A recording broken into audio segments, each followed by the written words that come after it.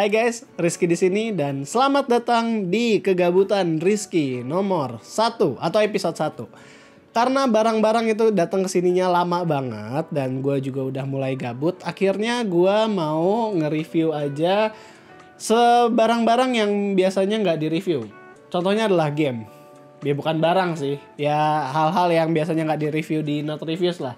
Kita nggak pernah nge-review game, kita mau coba nge-review game Resident Evil 3 yang baru aja rilis. Tapi kita nggak mau nge-review kayak The Lazy Monday gitu yang ngeliatin secara story-nya atau ngeliatin secara gameplaynya gimana. Cuman kita mau ngebahas aja tentang kompatibilitasnya dengan hardware-hardware masa kini. Dari mainstream, entry level, sampai ke yang high-end akan kita bahas.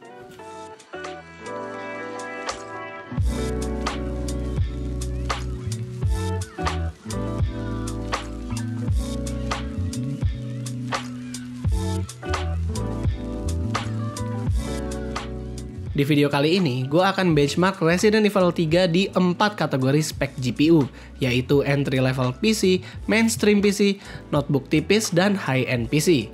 Buat yang mainstreamnya, gue akan menggunakan RX 5500 XT, dan buat entry levelnya, gue akan menggunakan Ryzen 3 3200G yang ada di build mini PC kemarin di harga 5 juta. Buat notebook tipisnya, gue akan menguji RE3 ini di HP Envy X360 daily driver gue yang versi 2018 saat masih menggunakan Ryzen 7 2700U.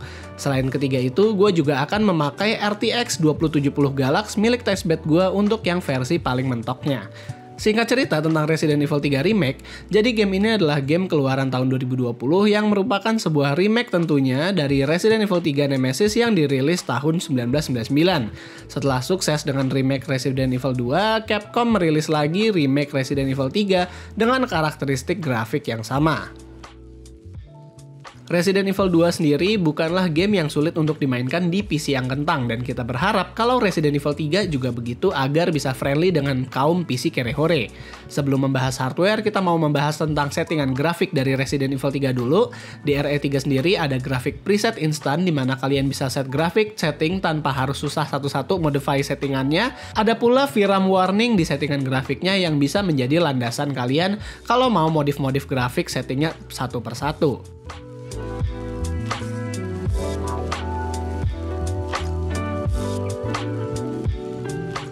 Tes yang pertama adalah entry level PC di mana gue menggunakan prosesor Ryzen 3 3200G dengan IGP Vega 8. 8GB RAM dual channel dari Corsair di mana 2GB-nya akan dipakai untuk iGPU dan disimpan di dalam bodi kecil ASRock A300.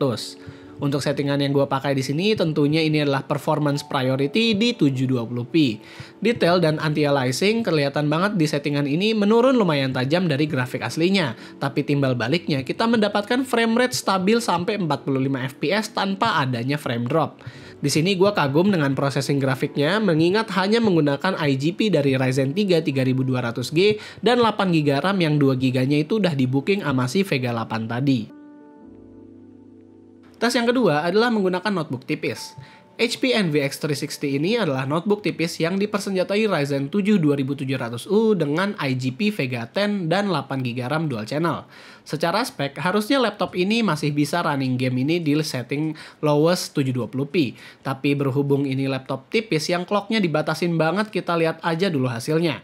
Dan hasilnya ternyata gue bisa memainkan Resident Evil 3 di 28fps dengan FPS drop hanya ke 12fps. Masih termasuk playable sih untuk beberapa orang, tapi catatan aja, frame rate ini direkam tanpa adanya driver VGA karena saat kita mau install Adrenaline 2020, laptop gue ngehang dan di desktop itu gue nggak bisa gerak.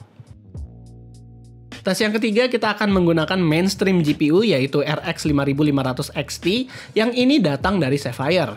5500 XT sendiri waktu itu gue pernah nge-review dari Power Color dan yang ini juga speknya nggak jauh-jauh berbeda. VRAM yang Sapphire ini itu adalah 8GB jadi gue pikir bisalah running di settingan tinggi.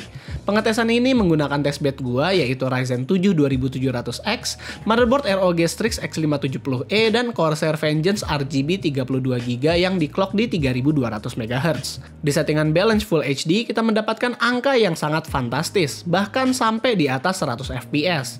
Gue langsung ngejalanin settingan grafik priority di resolusi 2K, dan ternyata gue masih mendapatkan frame rate sampai 70 fps.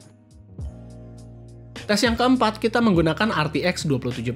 Di sini resolusi gua udah 2K dan menggunakan maximum settings for graphic.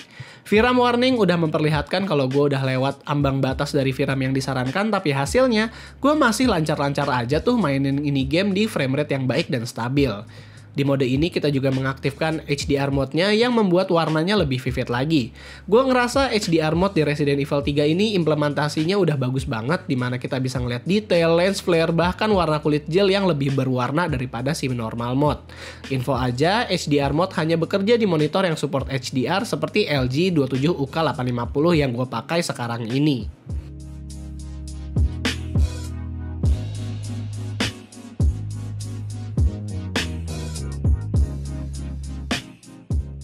Kesimpulannya, Resident Evil 3 adalah game yang bisa dibilang ya hampir semua komputer kuat buat mainin itu asalkan sadar diri aja sama settingannya. Kalau kalian PC-nya kentang dan masih oke untuk main di 30 FPS tanpa anti-aliasing, ya menurut gua ini game worth it aja buat dibeli mengingat banyak orang yang ingin nostalgia dengan Resident Evil 3 Nemesis. Tapi balik lagi, apakah kalian mau ngabisin duit 800.000 untuk sebuah game yang gak jauh berbeda sama prequelnya? Ya jawabannya kalian bisa taruh aja di komentar di bawah. Kalau kalian suka dengan video kegabutan gue kali ini, kalian bisa kasih like, share, dan subscribe biar gue mungkin akan bikin video kayak gini lagi di game yang berbeda. Jujur aja konten ini terinspirasi oleh artikel Alpha di Jagat OC yang mengetes Resident Evil 3 memakai Athlon 3000G di overclock. Artikelnya akan gue cantumin di sini buat yang mau lihat. Terakhir, gue Rizky, always stay safe.